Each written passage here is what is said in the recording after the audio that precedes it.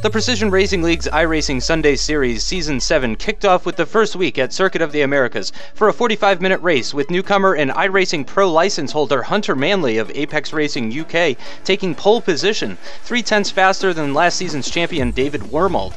Ashley Blakely got his season off on the right foot, starting in 3rd position, and the only driver to be within 2 seconds of Hunter and David, but with David's teammate James Myers starting alongside him. Row 3 is another mix of You Suck Finn and 3 Shades of Awesome, with Esteverson Oliveira in 5th and Justin Sutton in 6th. Starting a surprising 7th is Mikko Mutalainen after failing to set a representative qualifying lap time. Alongside Mikko is newcomer Alan Pajari, who starts just ahead of the very fast Andreas Werner in 9th, who failed to set a lap time during the 10-minute qualifying session. John Bell was also unable to set a lap time and starts in 10th, while the Brits of Hamish Sopwith and Nicholas Garforth complete the grid on the final row. As the safety car pulled into the pits and the lights went green, Hunter got a great start. David used the slipstream on the long run down the start-finish straight along with some late braking to try and move up the inside at turn 1, but Hunter's exit speed was better and he held on to the lead as they entered the S's.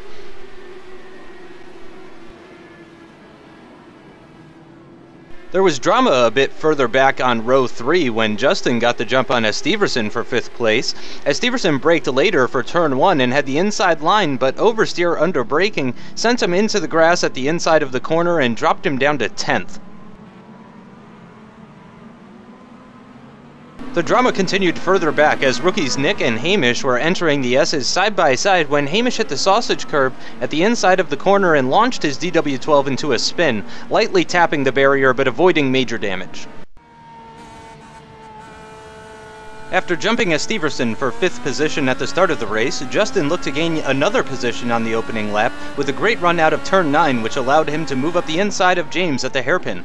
The 2 league veterans came very close to touching, but Justin moved into 4th place without any contact. Back at the front, David looked to take the early lead from Hunter with a tow down the back straight. David grabbed the inside line for turn 12, but moved his car past Hunter's before braking for the corner, moving himself into 1st position. Just a few corners after Justin had relieved James of his 4th place position, Mikko looked to drop James even further down the order, and eager not to let Justin pull a gap.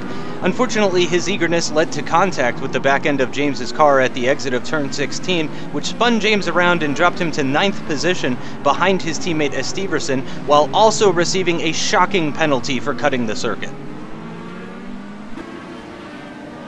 At the start of lap 2, Nick was running very close behind John until contact with the dreaded sausage curb sent him into a 360 spin in the S's. Nick was able to avoid the barriers, however, and continued his race from behind James. On lap 3, Mikko was on Justin's gearbox and looked to make the overtake on the back straight. Justin didn't fight his faster Finnish teammate and let Mikko have the position, but Mikko went deep into turn 12 and forced Justin to retake 4th place.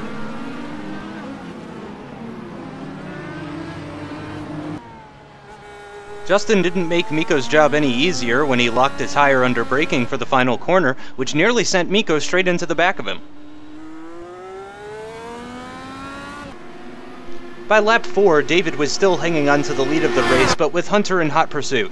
Hunter seemed to have a bit of an edge on David, but struggled to find a way past the Brit. David made Hunter's job a lot easier when oversteer at the entrance for turn 12 sent him into a drift, causing David to hand over the position. A bit further back, and Mikko was getting his second chance at a free 4th place as once again Justin conceded the position to his teammate down the back straight.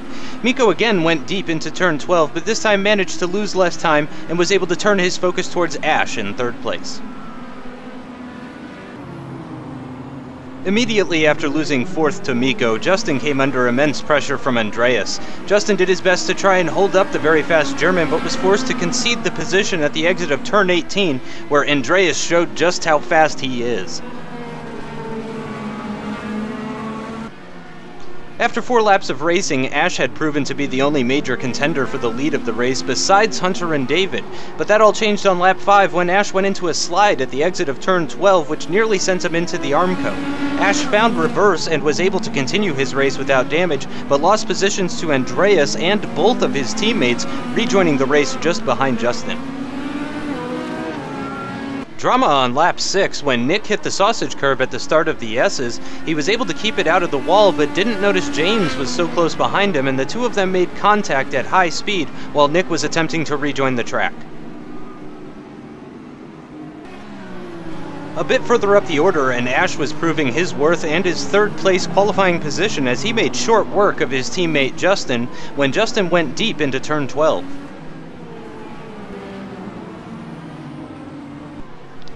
On lap 9, the same instability under braking for turn 12 that lost to David the lead of the race sent him into a full-on spin. David lost no positions as a result, but lost touch with Hunter completely in the process.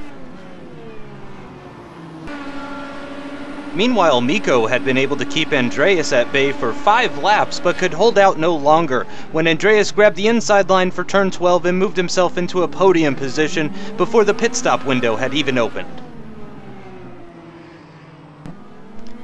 Also on lap 9, James had caught up to John at the end of the straight, and it appeared that John was trying to let James through, but some miscommunication led to confusion before John pulled very wide at turn 15 to let James through, and also the leader Hunter. On lap 12, second place David showed everyone just how difficult turns 17 and 18 can be, with a huge slide that he expertly caught, losing minimal time. One lap later, and David's teammate James had a very similar slide, but just like David managed to keep control of the car and stayed on the track for the most part.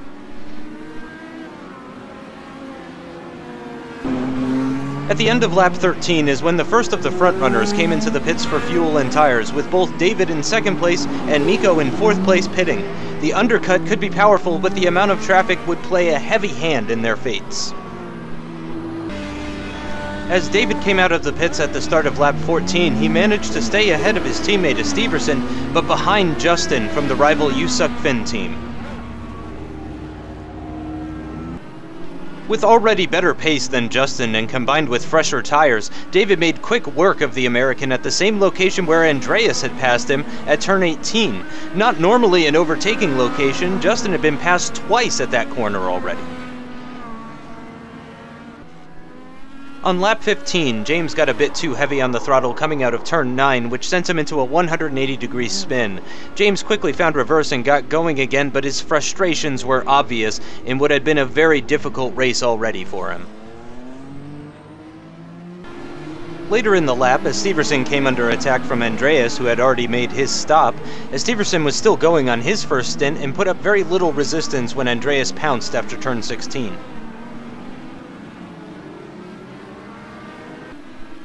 Justin had also made his stop already and was on the gearbox of Allen, who was still running his first stint. Allen also didn't put up much of a fight and moved to the left before turn 19 so Justin could go through. At the end of lap 16, as Steverson finally dove into the pits for his stop, but didn't quite nail the braking for the pit entrance and lost valuable time to Justin in the process, exiting the pits almost 10 seconds behind him.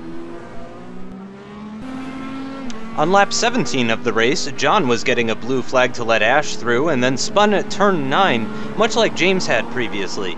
John tried to spin his car back around, but ironically made contact with James, giving them both minor damage. Lap 18 and the leader Hunter finally dives into the pits for his one and only stop of the race. After David dropped off the back of him, his race had been relatively quiet with only some back markers to navigate.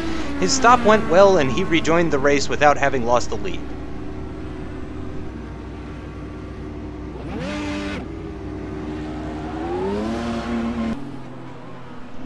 While Hunter was pitting for fresh rubber, James was continuing to struggle with turns 17 and 18 when another moment of oversteer sent him into the barrier at the inside of turn 18.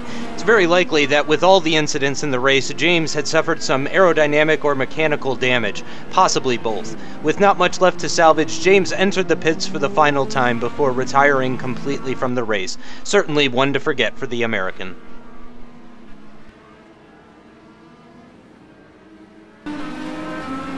On lap 20 of the race, and already 2 laps down on the leaders, John's struggles got a bit more exciting when the sausage curb at turn 9 sent him tumbling off the track and into the barrier. Thankfully, he landed right side up and was able to continue his race.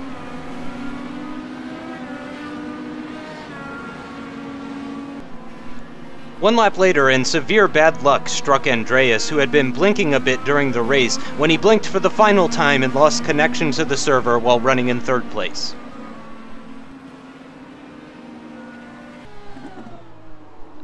On lap 23, Hunter proved why he was leading the race by putting in the fastest lap of the day with a 1:47.940, the only person who managed to dip into the 1:47s during the race. Considering his pro license, it would be a lie to say nobody expected Hunter to be quick, but to win the first race of his first season with Precision Racing League in the way that he did it stamps an authoritative message to the rest of the field. The defending Season 6 champion David seemed to give Hunter a run for his money in the early stages of the race, as did Ashley, but neither of them were able to compete with Hunter's relentless consistency and near-flawless execution. And with an over 20-second gap to David at the end of lap 25, the checkered flag fell for Hunter, who swerved his DW12 back and forth in celebration of his Grand Slam. Pole position, the race win, and fastest lap all belonged to him. And so at the end of the 25-lap race, David finished nearly 22 seconds behind Hunter, with Miko a further 12 seconds back. Ash proved that he will be a formidable opponent this season, with a mere 4 seconds separating himself and Miko. Justin finished in 5th, a whopping 40 seconds behind Ash, with Steverson finishing less than 2 seconds behind Justin. Allen is a well-known oval racer and is likely to be happy with his 7th place finish ahead of John, who had a difficult race.